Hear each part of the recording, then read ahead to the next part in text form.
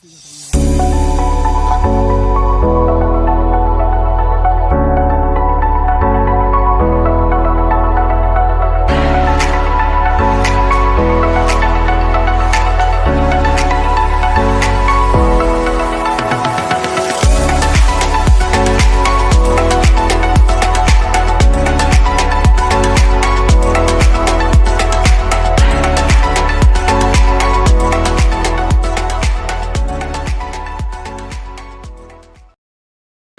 दोस्तों, नमस्कार। स्वागत है आपका एडवांस एग्रीकल्चर यूट्यूब चैनल पर। आज का हमारा विषय है धनिया की उन्नत खेती, कोरिएंडर फार्मिंग। यदि दोस्तों आप अंगेती धनिया की खेती करते हैं तो काफ़ी आपको फ़ायदा होगा, काफ़ी आपको एक अच्छा लाभ मिलने वाला है।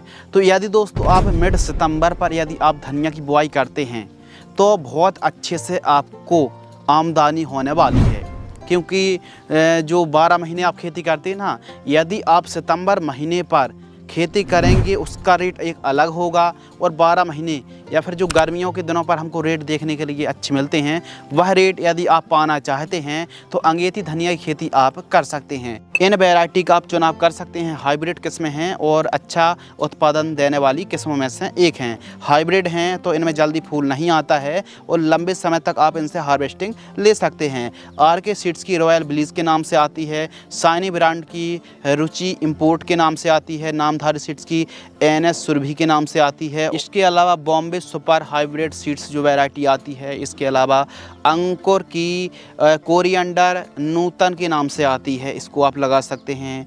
इंडो अमेरिकन की मल्टी कट के नाम से आती है और गोल्डन सीड्स की सुपर ग्रीन के नाम से आती है।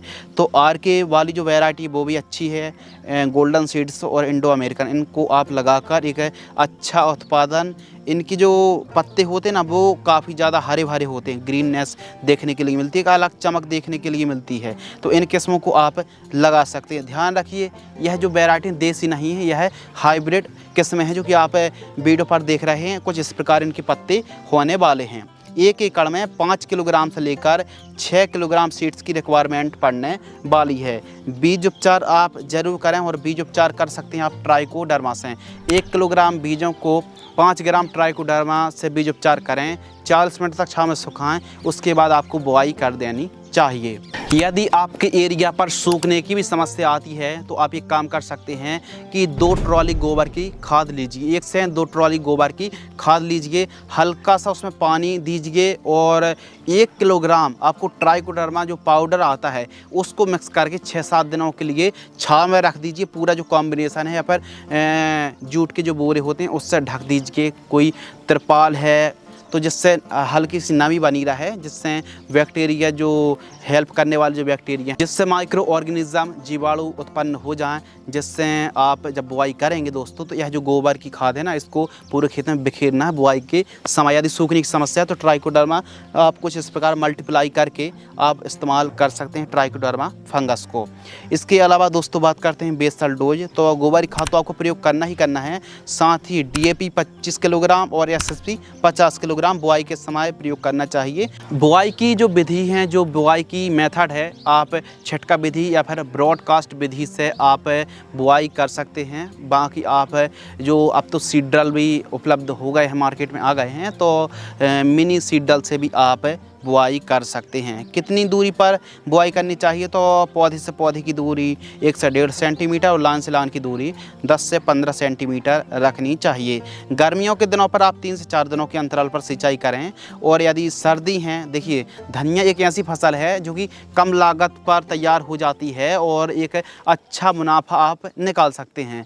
और यदि रेट कम है तो आप कटवा करके यानी मल्टी कट करके भी आप बाजार में बिक्री कर सकते हैं, बेच सकते हैं। और यदि कटरिंग करने के बाद खाद देकर पानी चलाएंगे तो 30 से 35 दिन में जो फसल है पहले जैसे तैयार हो जाएगी। तो इस प्रकार मल्टी कट करके भी आप बिक्री कर सकते हैं और एक अच्छी कमाई कर सकते हैं।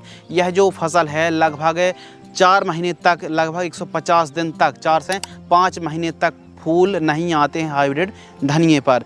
इस हिसाब से दोस्तों आपको मल्टी कट करके बिक्री आप कर सकते हैं। और जो सिंचाई है, क्योंकि देखिए सीजन पर एक तो रोग बीमारी का प्रकोप वैसे भी कम देखने के लिए मिलता है। सर्दियों के दिनों पर आप खेती कर रहे हैं तो 2 से 3 सिंचाई पर धनिया तैयार हो जाती है। तो यदि भूमि थोड़ा सा पानी को कम पकड़ के रख पाती है तो आवश्यकता अनुसार ही आपको वहाँ की सिंचाई करनी चाहिए। इसके अलावा बात करते हैं खरपतवार की रोकथाम, तो निराई गुड़ाई सबसे बेस्ट है।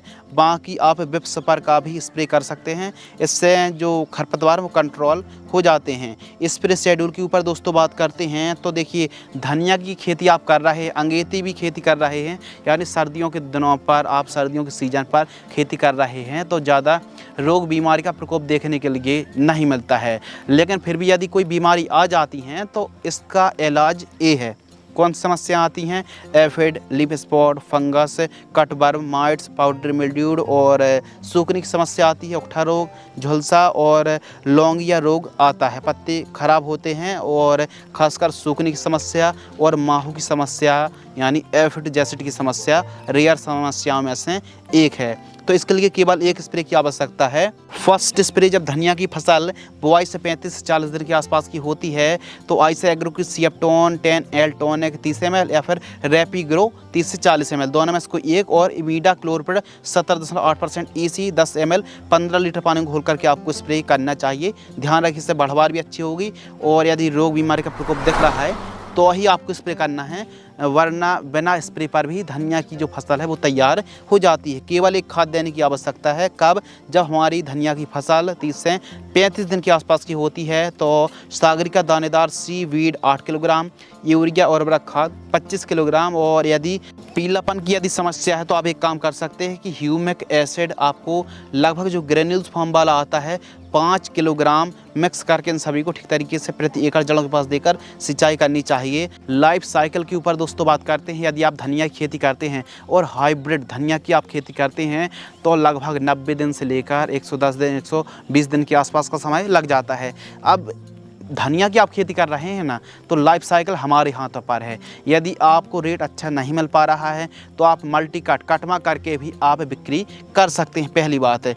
दूसरी बात अपने ऊपर रहता कितने दिन हमको यह फसल चलानी है। यदि आप पहली मतलब जो हार्वेस्टिंग में ही धनिया को पूरा उखाड़ लेंगे तो फिर दी एंड होने वाला है।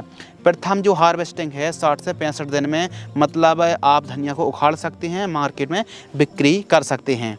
उत्पादन के ऊपर दोस्तों बात करते हैं तो 1 एकड़ में आप यदि आधुनिक तरीके से खेती करते हैं और सीजन पर लगभग 65 से 70 क्विंटल 1 एकड़ से पैदावार निकाल सकते हैं। यदि मल्टी कट के उद्देश्य से आप खेती कर रहे हैं तो इससे डबल उत्पादन आप निकाल सकते हैं। 1 एकड़ में 10,000 रुपये के आसपास लागत लगने वाली है। और यदि दोस्तों आपको एक अच्छा रेट मिलता है, एक अच्छा मुनाफा मिलता है, क्योंकि आप अंगेती आप धनिया की खेती करते हैं तो आपको 20 रुपये किलोग्राम से लेकर 60 रुपये प्रति किलोग्राम तक का रेट देखने के लिए मिलने वाला है।